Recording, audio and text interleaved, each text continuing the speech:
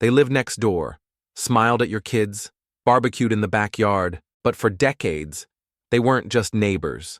They were spies, deep-cover Russian agents living quietly across America until the FBI uncovered Operation Ghost Stories. This is how it all unraveled.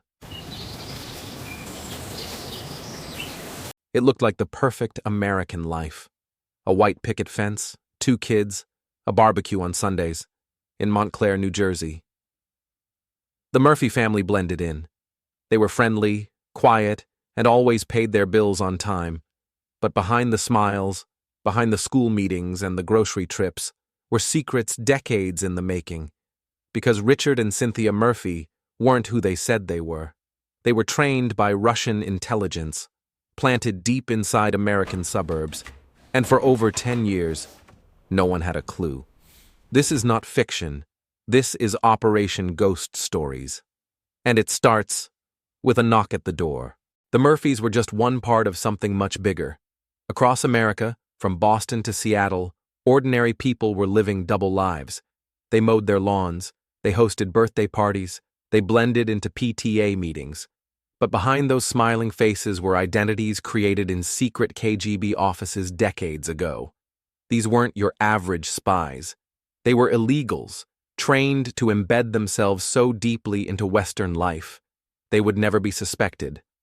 No diplomatic cover, no embassy fallback, just shadows.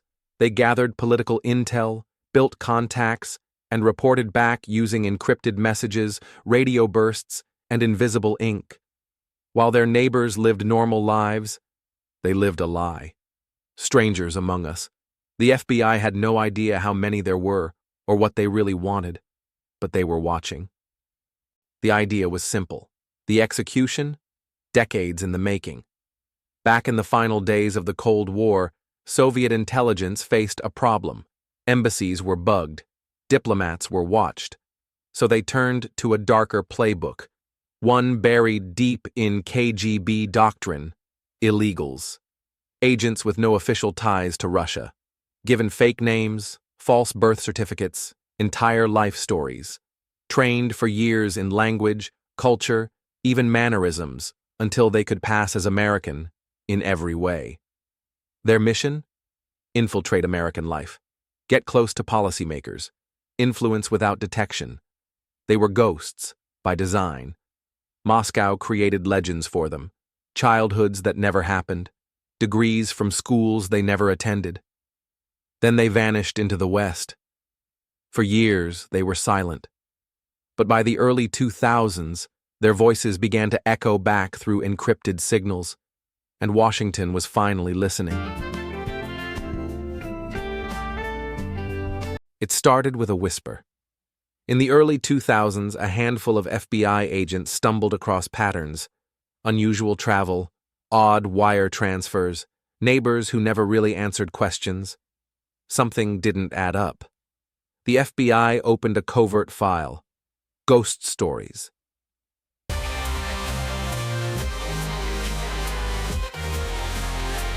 Over the next 10 years, elite counterintelligence units tracked a dozen suspects. They watched them meet in parks, leave messages under benches, swap briefcases that looked ordinary, but weren't. Hidden microphones, tapped phone lines, surveillance vans disguised as plumbing trucks. Every word was recorded, every move analyzed.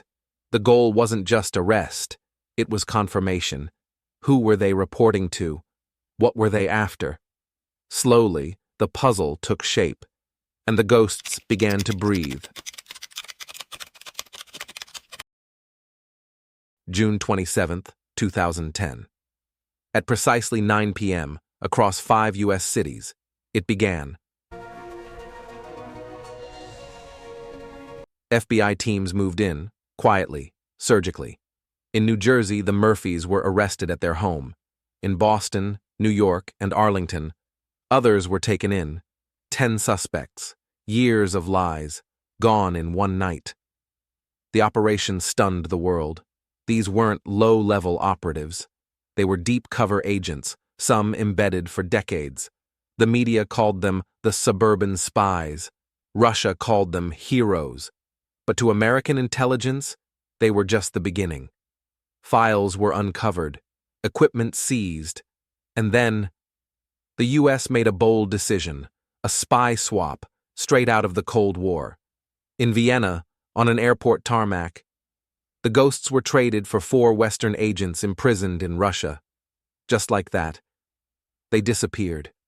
No trial, no cameras, only silence.